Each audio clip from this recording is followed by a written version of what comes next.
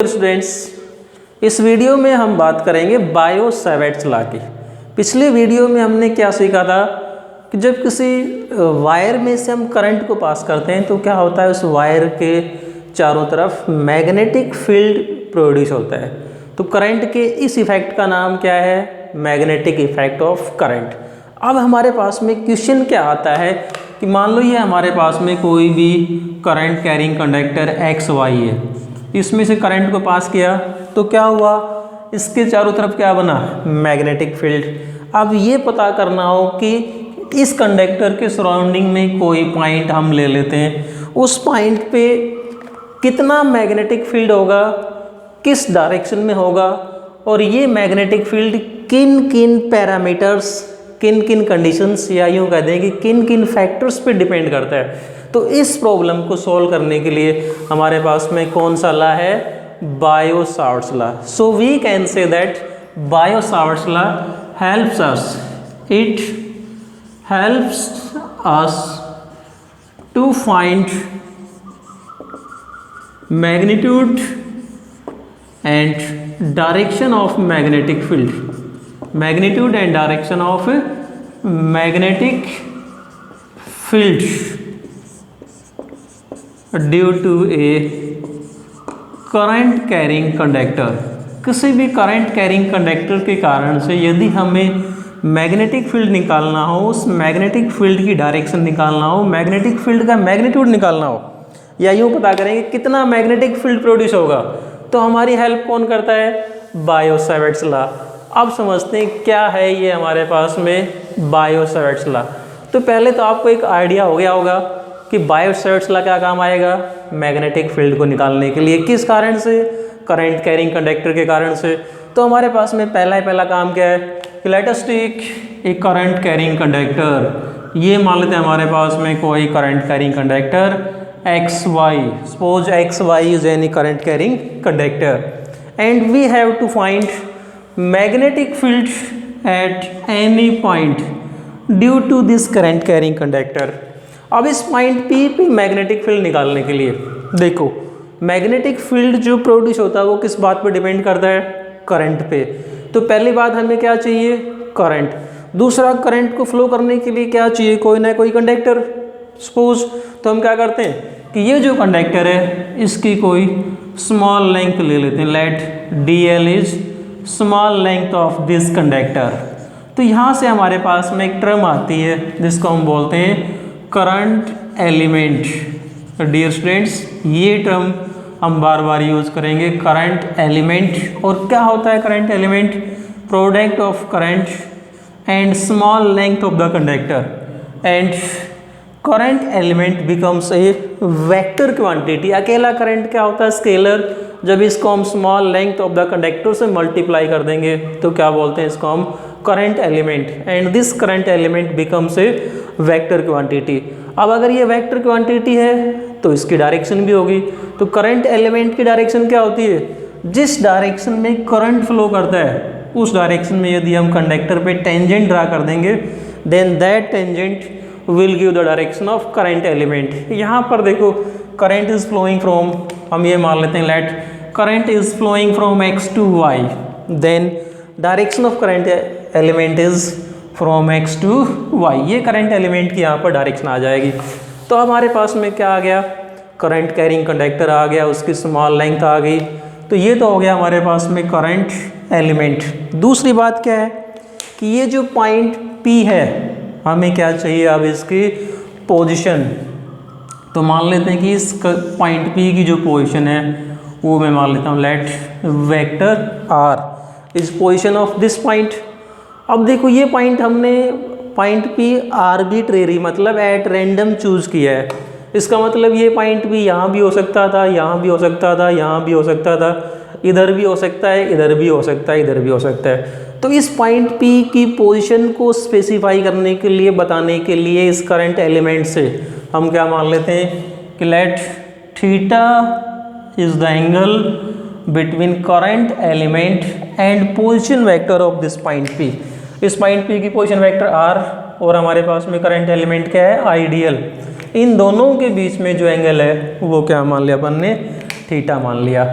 तो यहाँ से बायो सेवेट्स ने क्या कहा कि इस पॉइंट P पे लेट डी बी, इस पॉइंट P पे जो स्मॉल मैग्नेटिक फील्ड आएगा due to small length element, हमने स्मॉल लेंथ एलिमेंट मानी, इसके कारण से small magnetic field d B, ये जो डी बी आएगा तो d according to Biot Savart law small magnetic field d B at point P किन किन बातों पे डिपेंड करता है?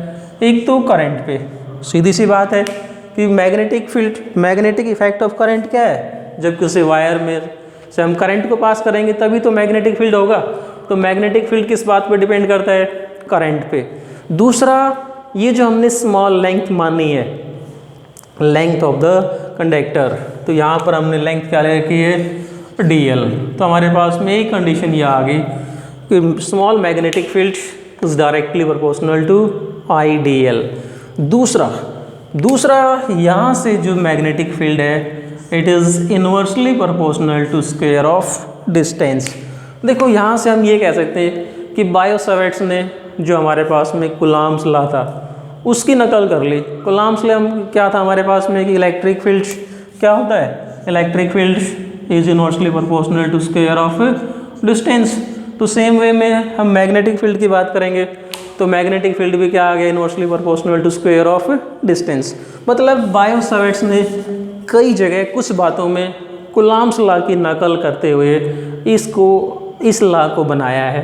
तो दूसरा हमारे पास में क्या आया? DB is inversely proportional to square of distance. Third जो कंडीशन है DB is directly proportional to sine of the angle, या यूँ कहते हैं कि एंगल क्या है हमारे पास में? Theta. Then DB is directly proportional to sine of the angle between current element and position vector. देखो किस प्रकार से डिपेंड करता है। बायो सावर्ट्स ने ऑब्जर्व किया कि यदि ये पॉइंट P बिल्कुल इस कंडक्टर पे आ जाए, यदि ये पॉइंट P इस कंडक्टर पे होता तो मैग्नेटिक फील्ड, इन्होंने पाया कि मैग्नेटिक फील्ड मिनिमम 0 होता है। पॉइंट P की पोजीशन को यहाँ ले आए, यहाँ ले आए, यहाँ ले आए। अगर इस P की पोजीशन को यहाँ लेता और सीधा हम इसको ज्वाइन कर देता, जैसे ये बता रहा हूँ कि ये करंट एलिमेंट पॉइंट P को यहाँ से सेम डिस्टेंस R डिस्टेंस की बात कर रहा हूँ मैं कि R डिस्टेंस पे यहाँ मानते और यहाँ मानते। तो इन्होंने ये पाया कि जो मैग्नेटिक फील्ड है जैसे जैसे ये एंगल वेरी करता है उसी प्रकार से मैग्नेटिक फील्ड भी वेरी करता है। और मैग्नेटिक फील्ड की वैल्यू मैक्सिमम कब हो जाती है?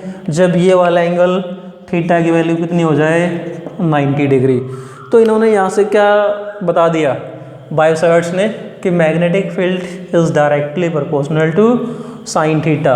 अब अगर हम इन तीनों फैक्टर्स को, तीनों पैरामीटर्स को कंबाइन कर देते हैं तो हमारे पास में क्या निकल के आएगा? DB is directly proportional to IDL। देखो IDL और यहाँ से क्या है? साइन थीटा, और अपॉन में क्या था? R²। इसको मान लेते हैं हम, suppose this is equation 4th मान लो या फर्स्ट मान लेते हैं, ये पैरामीटर्स थे, इसको मैं इक्वेशन फर्स्ट मान लेता हूँ कि DB जो आया मेरे पास में क्या आ गया?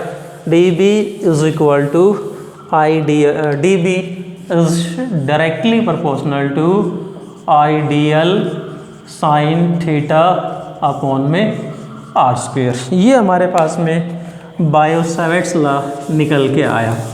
अब यहाँ पर क्या आया? Proportionality, DB is proportional. तो इस प्रोपोर्शनल से इक्वल बनाने के लिए हमें क्या करना पड़ता है? इस प्रोपोर्शनलिटी को हटाते हैं, इसकी जगह कुछ ना कुछ कांस्टेंट लगाते हैं। Then according to Biot Savart's law DB is equal to K IDL sine theta upon R², where K is constant of proportionality. जैसे ही कूलॉम्स लॉ में आया था उसी प्रकार से यहाँ पर भी क्या आ गया? बायो सेवेट्स लॉ में K क्या आ गया? Constant of proportionality. Now dear students, value of this K, value of K depends on, इस K की जो वैल्यू है वो किस किस बात पर डिपेंड करती है? Value of K depends on system of units and nature of medium. System of unit and nature of medium. इसका मतलब क्या है कि मैंने क्या कहा कि के की वैल्यू किस बात पर डिपेंड करती है, system of unit and nature of medium. System of unit का मतलब क्या है कि हम इस मैग्नेटिक फील्ड को एसआई सिस्टम के अंदर निकालना चाहते हैं, सीजीएस सिस्टम के अंदर निकालना चाहते हैं। इस के की वैल्यू अलग अलग सिस्टम के अंदर अलग अलग होती है। दूसरी बात क्या है, nature of medium. Nature of medium का मतलब क्या है यहाँ पर कि हमारे पास में ये जो करंट एलिमेंट है और ये जो पॉइंट पी है, इनके बीच में मीडियम क्या है। जैसे सपोज बीच में मीडियम में हमने क्या पुट कर दें, एयर हो, तो के की वैल्यू क्या आएगी, एयर की जगह हम दूसरा मीडियम सपोज इन दोनों के बीच में कोई सॉफ्ट आयरन पीस पुट कर देते हैं तो के की वैल्यू क्या होगी। मतलब यहाँ पर इस करंट एलिमेंट और पॉइंट पी के बीच में यदि हम मीडियम को चेंज कर देते हैं तो के की वैल्यू उसी के अकॉर्डिंग चेंज हो जाती है। अब मैं बात करता हूँ कि सिस्टम हम ले लेते हैं, सपोज सिस्टम ले लेता हूँ मैं S I system. If we take S I system and medium क्या मान लेते हैं, एयर और वैक्यूम। मीडियम की बात क्या कर रहा हूँ मैं, एयर और वैक्यूम। देन इस के की जो वैल्यू होती है वो होती है mu naught upon 4 pi. This K is value of के इज म्यू। ये जो लेटर है इसको हम कहते हैं म्यू, एम यू म्यू। कैसे प्रोनाउंस करेंगे, म्यू, एम यू म्यू। जैसे हमने पहले फ्रीक्वेंसी के लिए न्यू प्रोनाउंस करते थे, फ्रीक्वेंसी को हम इटैलिक वी, तिरछे वी से लिखते थे।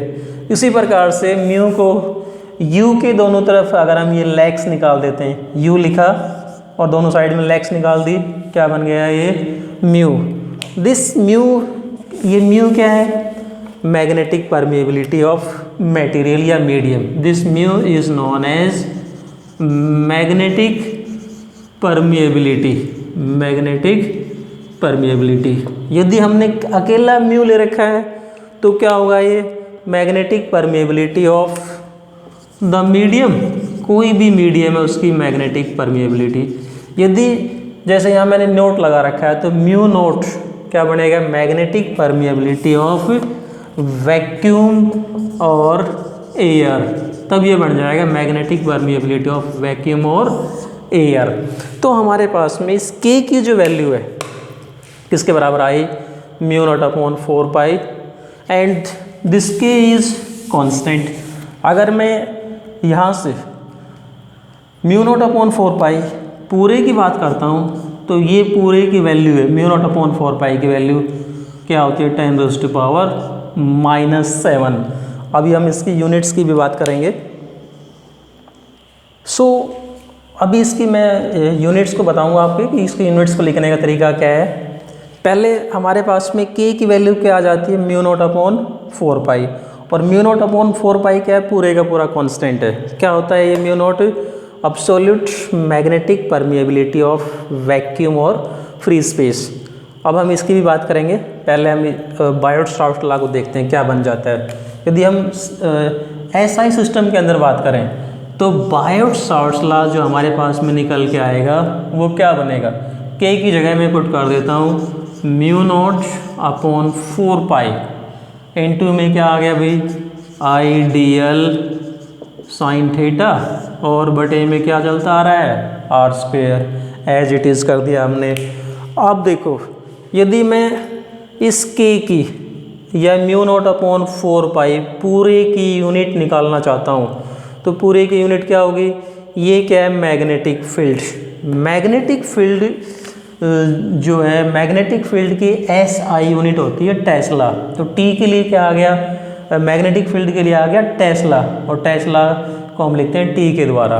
अब इस आर स्क्वेयर को ऊपर लेके आऊँगा, क्या बनेगा, टेस्ला मीटर स्क्वेयर। हमें इसकी यूनिट निकालनी है तो आर स्क्वेयर को इधर ले आया, टेस्ला मीटर स्क्वेयर। आई को बटे में लाऊंगा, आई क्या है, करंट, और करंट के लिए क्या है, एम्पियर। डी एल क्या है, लेंथ, और लेंथ की क्या होगी, मीटर। तो क्या बनेगा ये, टेस्ला मीटर। देखो 1 मीटर से मीटर कैंसिल हो जाएगा, मीटर बच जाएगा। एक ऊपर लेके चलेंगे टेस्ला मीटर पर एम्पेयर। तो के की जो यूनिट है वो क्या होगी, tesla meter per ampere. So dear students, हमारे पास में बायोट-सावर्ट्स लॉ एसआई के अंदर जो बायोट-सावर्ट्स लॉ की जो फॉर्म है देखो क्या आ जाती है हमारे सामने। जो बायोट-सावर्ट्स लॉ जो निकल के आता है वो क्या आ गया, D B is equal to mu naught upon 4 pi I D L sine theta upon R square. ये मेरे पास में बायोट-सावर्ट्स लॉ निकल के आया। अब इस फॉर्मूले में नई चीज़ क्या है, mu not. This mu naught को हमने क्या बताया, absolute magnetic permeability, magnetic permeability. So magnetic permeability का मतलब यहाँ पर किस चीज़ से है, जैसे आपने फर्स्ट यूनिट में हमारे पास में क्या आया था, एप्सिलॉन नॉट। इसको हम क्या कहते थे, अब्सोल्यूट इलेक्ट्रिकल परमिटिविटी। उसी प्रकार से यहाँ पर जब हम मैग्नेटिक फील्ड की बात कर रहे हैं तो क्या आया, अब्सोल्यूट मैग्नेटिक परमिएबिलिटी। और क्या होती है permeability, ability of any material to support magnetic field. कोई मटेरियल मैग्नेटिक फील्ड को कितना सपोर्ट करता है उसको हम क्या कहते हैं, अब्सोल्यूट मैग्नेटिक परमिएबिलिटी। सो या यूँ कहते हैं कि how easily magnetic field line can pass through a medium. किसी मीडियम में मैग्नेटिक फील्ड लाइन कितनी आसानी से पास हो सकती है, तो मीडियम की ये जो एबिलिटी है उसी का नाम क्या है, absolute magnetic permeability. So absolute magnetic permeability means ability of the medium to support magnetic field या to allow magnetic field line to pass through it. कोई मटेरियल कितनी मैग्नेटिक फील्ड लाइंस को अपने में से पास होने देता है उसको हम क्या कहते हैं, उसकी अब्सोल्यूट मैग्नेटिक परमिएबिलिटी। जैसे मान लो कि यदि मैं आपको कोई एग्जांपल बताऊं, suppose this is north pole of a magnet, this is south pole, तो बीच में क्या होंगी, मैग्नेटिक फील्ड लाइंस। इनके बारे में हम काफ़ी डिटेल में पढ़ेंगे। यदि इस मैग्नेटिक फील्ड में मैं किसी सॉफ्ट आयरन को रख देता हूँ यहाँ पर, सॉफ्ट आयरन, तो क्या होगा, ये मैग्नेटिक फील्ड लाइन एयर में जाने के बजाय इस सॉफ्ट आयरन में से पास होना ज़्यादा प्रीफर करती है। इसका मतलब सॉफ्ट आयरन की जो परमिएबिलिटी है वो एयर से ज़्यादा है। सो ये तो हो गया कंसेप्ट हमारे पास में मैग्नेटिक परमिएबिलिटी का। तो एक तो रिजल्ट मेरे पास में ये निकल के आया। अब यदि हम बायोट-सावर्ट्स लॉ को सीजीएस सिस्टम में निकालें, इन सीजीएस सिस्टम के अंदर डियर स्टूडेंट्स के की वैल्यू होती है 1, तो ये पूरा फैक्टर क्या बन जाएगा, 1।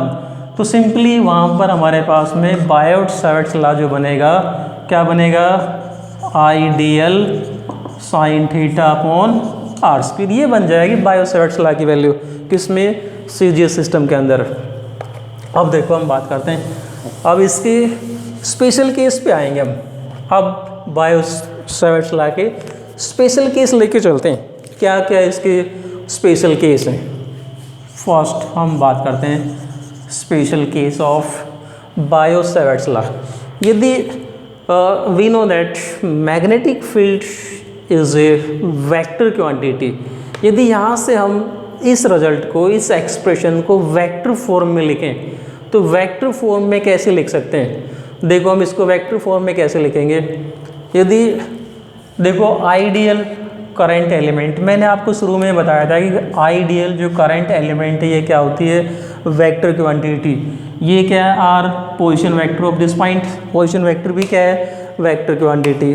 अब देखो यदि हमारे पास में कोई दो वेक्टर ए और दूसरा वेक्टर क्या है, बी हो, दो वेक्टर ए और बी हो और इनके बीच में यदि एंगल थीटा हो तो हम ये कहते हैं कि ए क्रॉस बी का मॉडुलस क्या होता है, A B sine theta. A cross B का मॉडुलस क्या होता है, ए बी साइन थीटा। अब देखो यहाँ पर मेरे पास में यदि मैं ये रिजल्ट यहाँ लगाना चाहता हूँ तो आइडियल क्या है, इस वेक्टर का मैग्नीट्यूड हो गया और दूसरा वेक्टर क्या है, आर। यदि मैं इस रिजल्ट को आर से गुणा कर देता हूँ और आर से इसको भाग कर देता हूँ, कुछ फ़र्क नहीं पड़ेगा। लेकिन अब हमारे पास में एक वेक्टर ये आ गया और एक ये आ गया।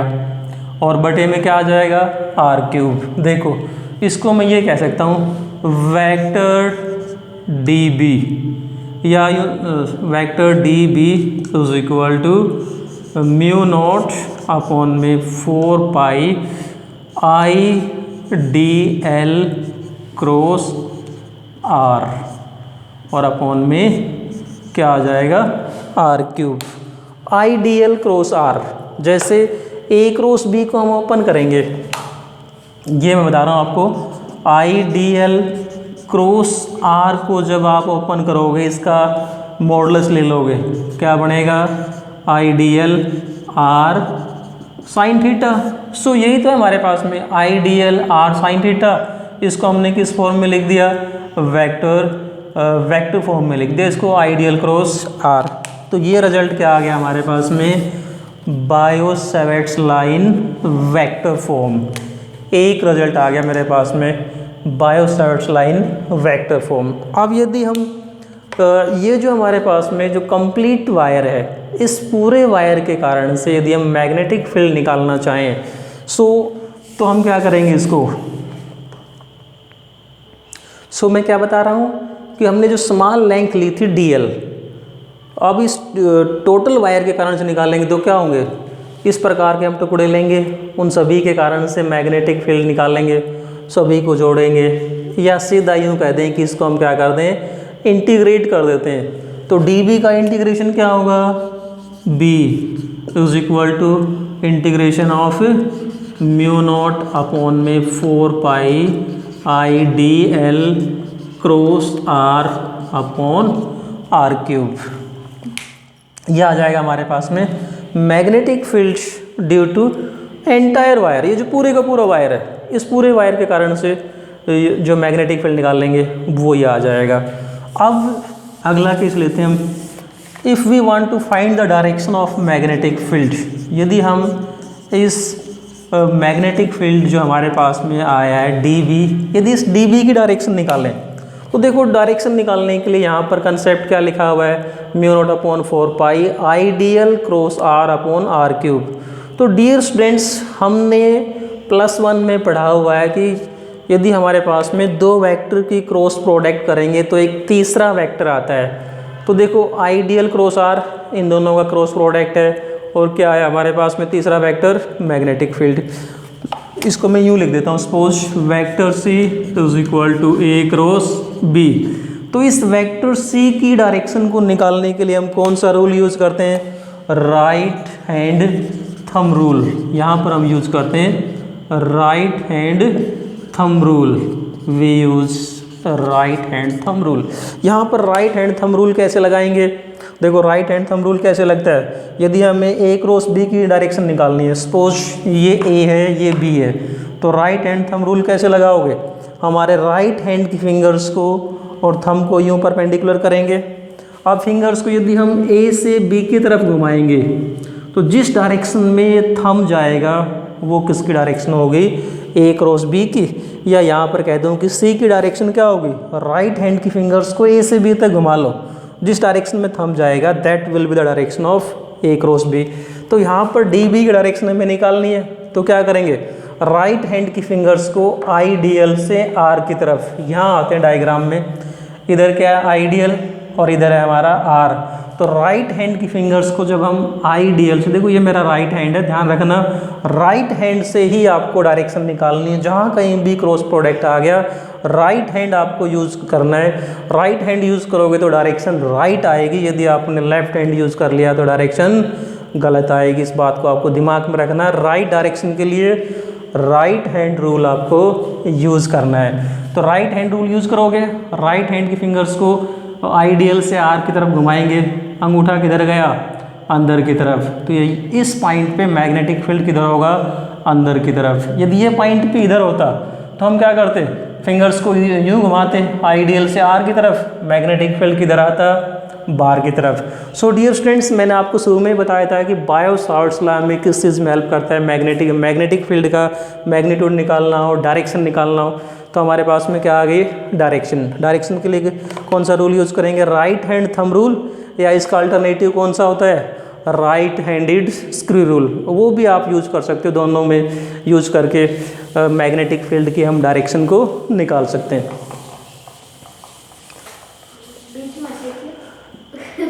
अगला केस देखो क्या हो सकता है कि किस पॉइंट पे मैग्नेटिक फील्ड की वैल्यू मैक्सिमम और किस पॉइंट पे मैग्नेटिक फील्ड की वैल्यू मिनिमम होगी।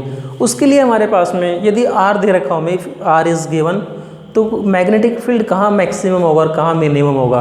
तो ये जो रिजल्ट था मैं इसको दोबारा लिखता हूँ, D B is equal to क्या है हमारे पास में म्यू नॉट अपॉन में 4 pi I D L sine theta upon R square. So dear friends, if theta is equal to 90 degree then sine 90 कितना होता है 1, साइन की मैक्सिमम वैल्यू 1 होती है। So we can say that D B is equal to कितना आ जाएगा mu naught upon 4 pi I D L upon R square. This is the maximum value of magnetic field. ठीक है, जब theta की value 90 होगी तो मैग्नेटिक फील्ड क्या होगा maximum.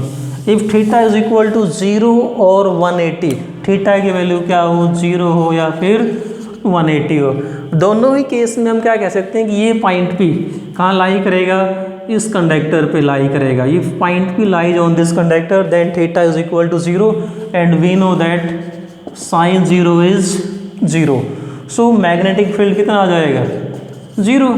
So this is the condition for minimum magnetic field. So dear students, ये था हमारे पास में टॉपिक बायो-सैवर्ट्स लॉ।